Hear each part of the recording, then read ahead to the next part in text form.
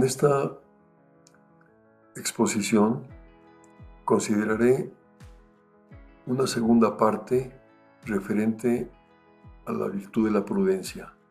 Concretamente, cuáles son sus elementos integrantes, sus partes integrantes. Al recorrer cada uno de esos elementos, obtendremos una visión más completa de esta virtud cardinal que, como sabemos, depende de la inteligencia humana, radica en la razón práctica, es decir, en la razón en cuanto aplicada a la acción, pero a la acción que queda dentro del propio sujeto, al obrar humano, más que al hacer. Iremos pues viendo cada uno de estos actos, de estas partes, de estos elementos, para profundizar en el contenido de esta virtud tan importante. Los elementos integrantes son los siguientes: la memoria, el intelecto, la razón, la docilidad, la sagacidad o solercia, la previsión, la circunspección y la precaución o cautela. Estos son los elementos o las partes integrantes de la prudencia. También señalaré cuáles son las especies de prudencia de manera breve, porque también interesa ver que existen diversas especies, como lo veremos en su momento. La personal, es decir, esa prudencia aplicada a uno mismo, y la que se aplica hacia los demás, orientada a los demás. Bien, pues los elementos integrantes que vienen a ser como requisitos para que se dé la prudencia pueden dividirse en dos partes: la prudencia en cuanto cognoscitiva y la prudencia en cuanto perceptiva. Es decir, en esta primera se refiere a esa disposición de conocimiento que nos va a señalar el modo como conviene proceder a nivel del análisis que se lleva a cabo. Y la prudencia en cuanto perceptiva está ya orientada a la acción más inmediata.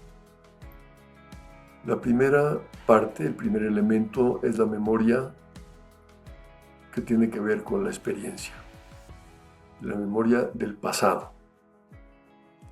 Qué importante es, por ejemplo, que sepamos aprender de nuestras propias experiencias. Hoy en día es frecuente que la gente tenga miedo a fallar, temor al fracaso. Es algo que está como bastante difundido. Y quizá quienes tienen ese temor no se dan cuenta de que los propios errores son muchas veces una fuente muy valiosa de aprendizaje. ¿Cuántas veces a partir de una mala experiencia, de un fracaso en la propia vida, hemos obtenido un aprendizaje que luego ha sido fundamental para no volver a incurrir en lo mismo, o para saber pues prever las dificultades que nos puedan presentar y reaccionar a tiempo? La persona prudente tiene memoria del pasado, conoce su propio pasado y lo capitaliza. La segunda parte, el segundo elemento, es la inteligencia, entendida o intelecto, como capacidad de examinar la situación presente. La acción propia de la persona prudente se realiza en el presente, y el hacerse cargo de las circunstancias del momento, del ámbito en el cual tenemos que actuar, eso corresponde a lo que se llama inteligencia. Se trata de penetrar en la realidad presente para poder actuar con acierto. En tercer lugar, el tercer elemento es la razón o el razonamiento, que nos lleva a hacer el análisis de las posibilidades, de las alternativas y de los medios para actuar. Nos lleva a relacionar el conocimiento y el juicio también con otras cosas, por ejemplo, con otras experiencias, con otras realidades. Tengo yo que tomar esta decisión.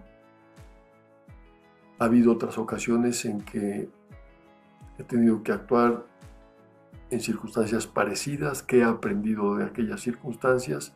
¿Cómo puedo relacionar aquella ocasión con esta para poder acertar en la decisión presente? A eso se le llama también deliberación, que es uno de los actos propios de la prudencia, el primero de los tres, según el esquema de los actos principales de la prudencia que conocemos. El cuarto elemento de la prudencia es la sagacidad, llamada también solercia, que consiste en la conjetura veloz o perspicacia para aprehender medios rápidamente. Es decir, que en la situación particular en la que nos encontramos, tenemos que tomar una decisión. Hay ocasiones en que esa decisión requiere una respuesta rápida. Pues quien tiene sagacidad es capaz de encontrar la salida correcta. No hay tiempo en esas circunstancias para deliberar demasiado, para hacer un proceso de razonamiento que vaya a llevar tiempo, porque las circunstancias exigen una respuesta inmediata. Pues esa capacidad de hacer las cosas con rapidez, de aprender cuáles son los medios apropiados para actuar en esa circunstancia particular, se llama sagacidad, lo cual también conecta con la flexibilidad requerida, porque una persona, cuando tiene que actuar con prontitud, se le presentan alternativas diversas y requiere moverse con soltura. Si esa persona, por ejemplo, es rígida y está acostumbrada a seguir un manual para cada vez que tiene que actuar, pues no va a tener sagacidad. La sagacidad exige una soltura, una flexibilidad para saber captar las circunstancias con rapidez y proceder en consecuencia.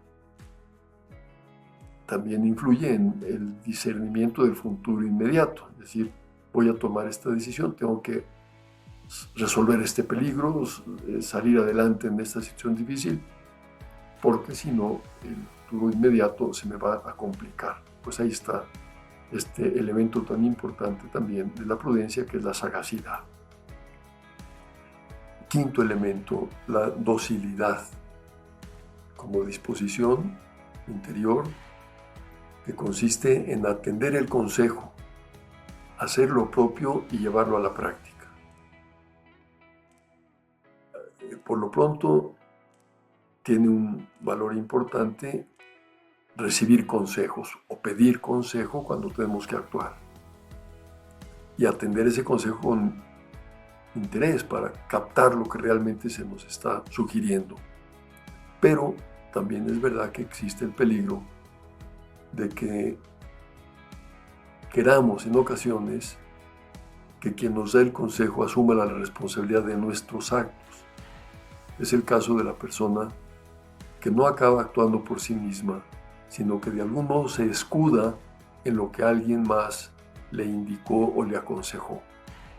La persona prudente no delega su responsabilidad en otro, sino que una vez que escucha el consejo, lo hace propio y actuará por sí misma. Aquel consejo ya no es, diríamos, una idea de otra persona, sino que lo ha hecho suyo y conforme a lo que ha digerido y ha asimilado, actuará para llevar aquello a la práctica. Por lo tanto, no podrá escudarse en la práctica diciendo es que esto me lo dijeron o esto me lo aconsejaron y por eso me equivoqué, ¿no? Si el consejo no me convence, si la orientación no es la adecuada, pues yo no la voy a hacer mía.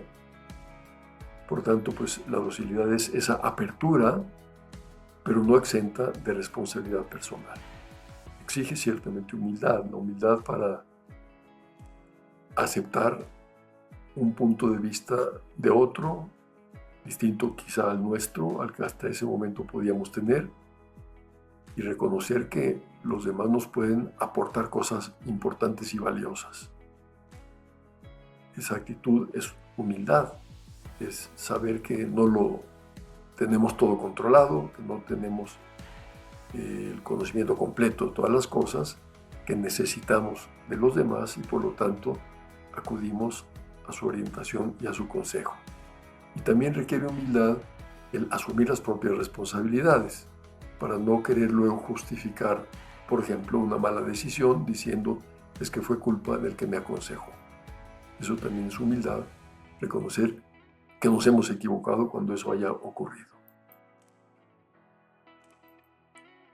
Esas partes, esos elementos son propios de la virtud en cuanto cognoscitiva, y en cambio las que siguen ahora son las partes o los elementos de la prudencia en cuanto preceptiva, en cuanto orienta a la acción ya de manera directa. El primer elemento es la previsión. También se le suele llamar providencia. Viene del verbo providere, que significa ver hacia el futuro, ver lejos, ver a tiempo. Es la parte más importante de la prudencia, así lo subraya Santo Tomás. La parte más importante porque una persona prudente pues está actuando siempre con miras al futuro. Está tomando decisiones orientadas a lo que sigue y por lo tanto capitaliza su experiencia pasada, se apoya en el conocimiento de lo presente para acertar en el futuro. Pero ese acertar en el futuro implica considerar también las consecuencias de los actos que voy a llevar a cabo y que puedan derivarse de ellos. Si yo tomo esta decisión, ¿qué va a ocurrir? Si tomo la otra, si opto por un segundo objetivo, ¿será mejor o peor? ¿Qué consecuencias van a derivar de ahí? Considerar, pues, el que mi acción traerá consecuencias formará parte de esta previsión. Y además, pensar que si yo actúo de esta determinada manera, podré, por ejemplo, encontrarme con una situación que luego me impida seguir avanzando, pues eso también significa prever. Ver de lejos, anticiparse al futuro, prever y proveer los medios. Una persona que carece de previsión, por ejemplo, suele tomar decisiones porque le parece muy atractiva la meta que se propone, pero no considera los medios que debe poner para llegar a esa meta y luego pues se queda a la mitad del camino porque no contaba con que debía poner en juego una serie de acciones o de medios que eran imprescindibles para llegar a la meta. No contaba, por ejemplo, con que iba a ser necesario pues, un esfuerzo importante para llegar a la cima de la montaña. Le gustaba la idea de estar ahí, de llegar a ese objetivo, pero pues no consideró que iba a tener que pasar por momentos difíciles que requerirían un esfuerzo grande. si no se prevén los medios o si no se cuenta con las dificultades que se presentarán en el camino, difícilmente se llega a la meta y por lo tanto faltaría la prudencia. O cuando se plantea un proyecto determinado, hay que calcular si contamos con los medios para llevarlo a cabo. Es muy atractivo, es muy valioso, pero ¿podré contar con los medios necesarios? ¿Cuáles son esos medios? ¿Están a mi alcance? Quizá en ocasiones concluiremos, ¿no? Esto me supera, no es para mí, aunque me resulte atractivo. Otras veces, en cambio, diremos sí, habrá que poner el esfuerzo, los medios son estos y estoy dispuesto a llevarlos a cabo y cuento con la posibilidad de apoyarme en ellos. Por tanto, esta previsión es fundamental para ser prudente en la vida. La circunspección, otro elemento también de gran importancia a la hora de tomar decisiones en la vida. Se llama mirada en torno a la circunspección, es decir, atención a las circunstancias, ver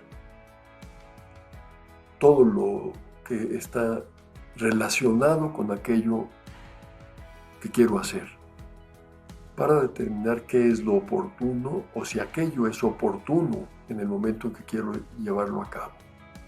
Es como tener esa visión amplia de las diversas circunstancias en las que me encuentro para tomarlas todas ellas en cuenta y entonces sí lanzarme a la decisión conveniente. En todo esto hay que evitar ciertamente un peligro, que la parte analítica, la parte pues que nos lleva a considerar las cosas con amplitud y con profundidad, nos pudiera crear una indecisión, nos pudiera paralizar, porque veamos tan amplio el panorama o tantas las circunstancias que intervienen o tantas las posibilidades que no sepamos cómo orientarnos en la práctica. Pero eso no va reñido con tener una visión amplia, completa de las circunstancias en que nos encontramos para, tomándolas en cuenta, lanzarnos a tomar las decisiones. Esta es pues la circunspección, esa mirada en torno, ese ver el conjunto para evitar visiones parciales que pueden pues llevarnos a un error en las decisiones. También la circunspección nos permite distinguir lo que se ordena al fin de lo que es circunstancial. Dicho de otra manera, lo esencial de lo accidental. Qué importante es saber distinguir entre una cosa y la otra. Esto, concretamente, me conduce al fin. ¿Es necesario ponerlo en práctica para llegar a la meta?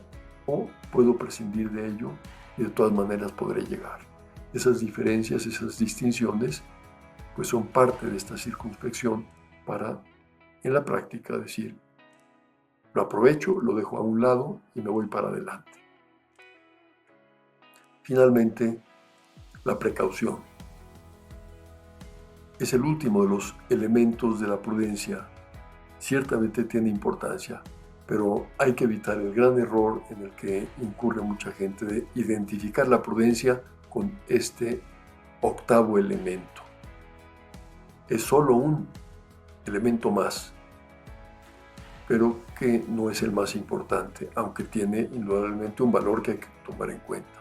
Es la precaución o cautela, que consiste en estar pues, serenamente en vilo, en darnos cuenta de los obstáculos con los que nos vamos a enfrentar, en tomar en cuenta las dificultades para ver cómo vamos a sortear aquello o para tener en cuenta que quizá una determinada decisión no puede tomarse en ese momento porque el obstáculo es insalvable.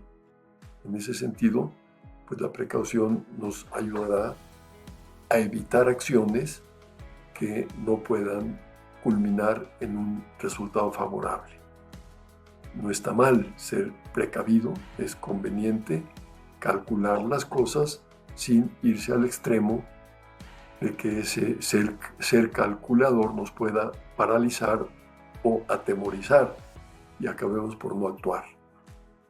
La virtud de la prudencia es eminentemente positiva, nos impulsa a la acción, pero también cuenta con que seamos conscientes de los obstáculos o de los impedimentos que puedan presentarse en la acción concreta.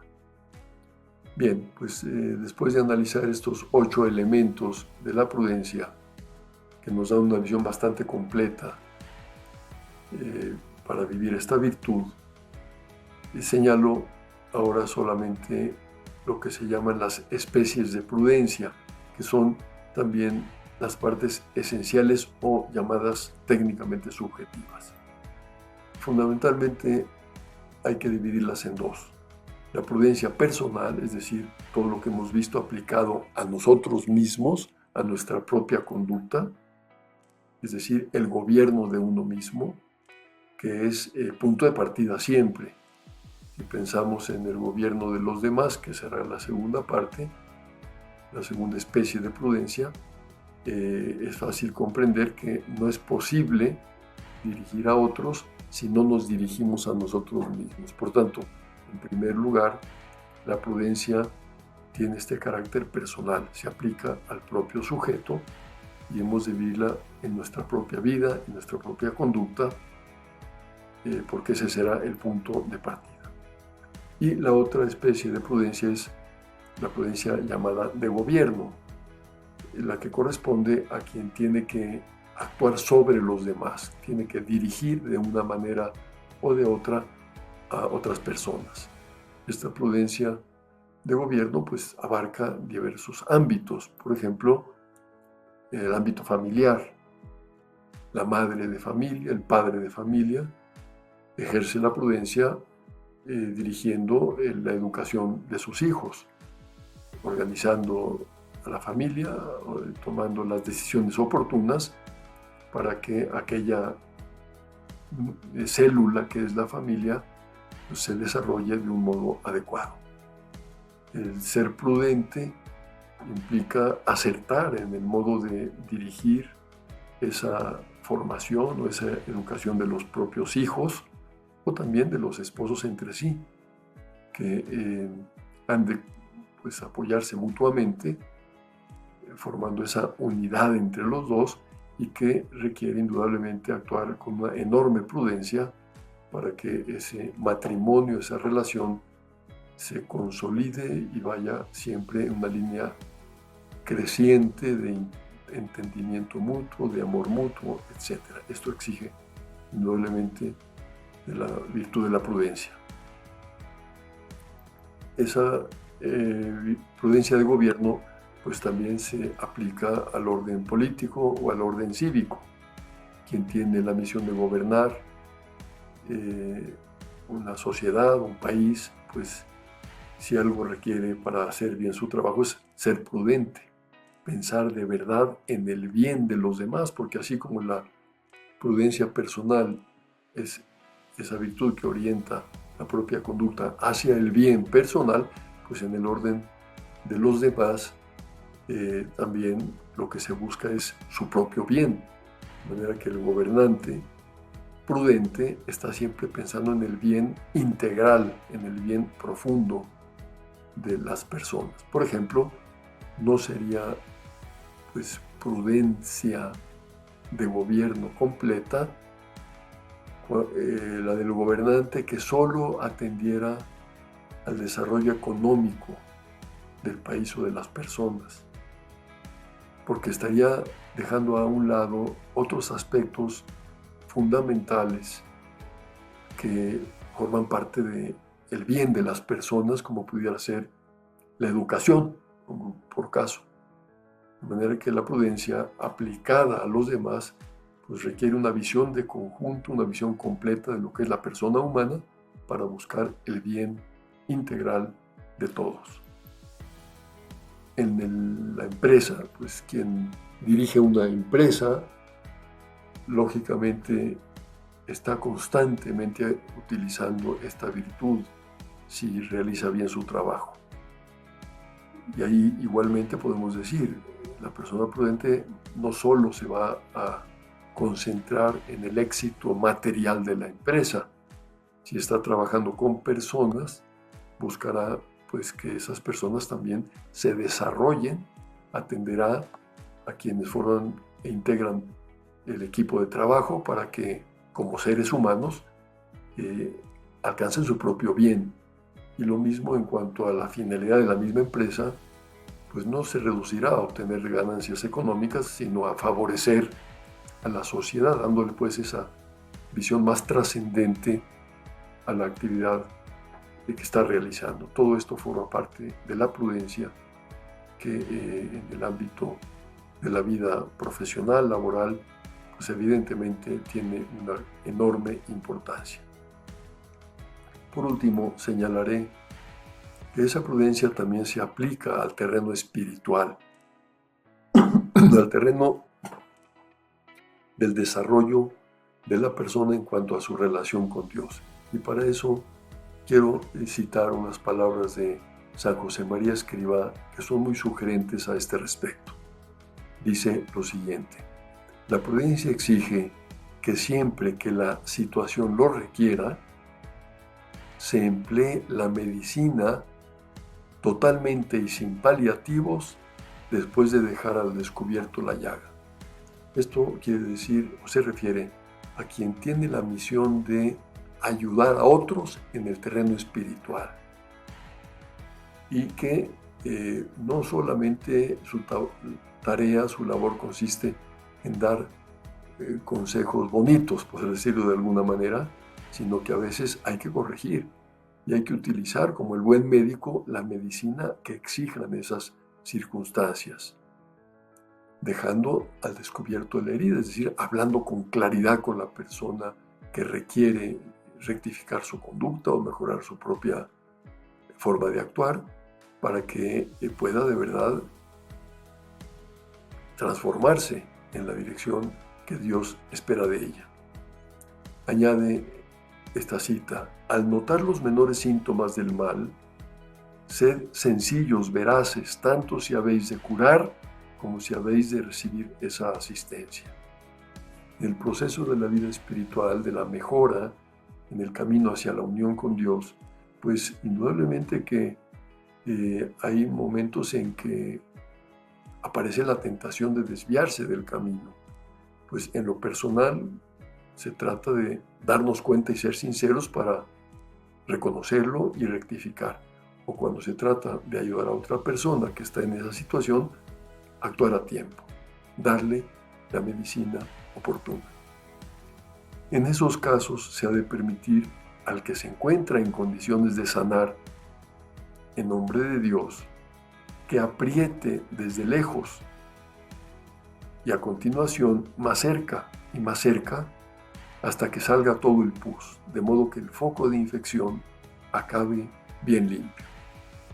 Esta analogía, esta metáfora del médico que tiene que llevar a cabo esa operación de apretar, que puede ser a veces dolorosa, pero que va al fondo para que no quede nada de pus en la herida y la infección desaparezca por completo, pues hay que llevarla a cabo también cuando se le ayuda a una persona a rectificar su vida, siempre con una clara actitud de comprensión, de amor hacia la persona, porque se busca su bien, pero sin dejar de dar la medicina conveniente. Y por último, en primer lugar, hemos de proceder así con nosotros mismos y con quienes por motivos de justicia o de caridad tenemos obligación de ayudar. Lógicamente hay una jerarquía. Si no comenzamos por nosotros mismos, difícilmente vamos a poder ayudar a los demás. Y dentro de los demás, pues hay especial obligación de apoyar a quienes dependen más inmediatamente de nosotros, como puede ser en la familia, pues los hijos de los padres, etc. Bien, con estas palabras quisiera terminar la presentación, la exposición, para que tengamos muy claro que estamos ante una virtud cuyos elementos integrales que hemos analizado nos ofrecen la visión de conjunto de todos los aspectos que hemos de tomar en cuenta para ser prudentes, en una virtud que se aplica a la propia vida personal, pero que se aplica también a otras personas que de una u otra manera puedan depender de nosotros. Fomentar esta virtud ayuda muchísimo en el propio desarrollo humano y espiritual de la persona, y del mismo modo ayuda a otras personas a las cuales pretendemos prestarles ese valioso servicio de conducirlas hacia el bien que les corresponde y les conviene. Muchas gracias.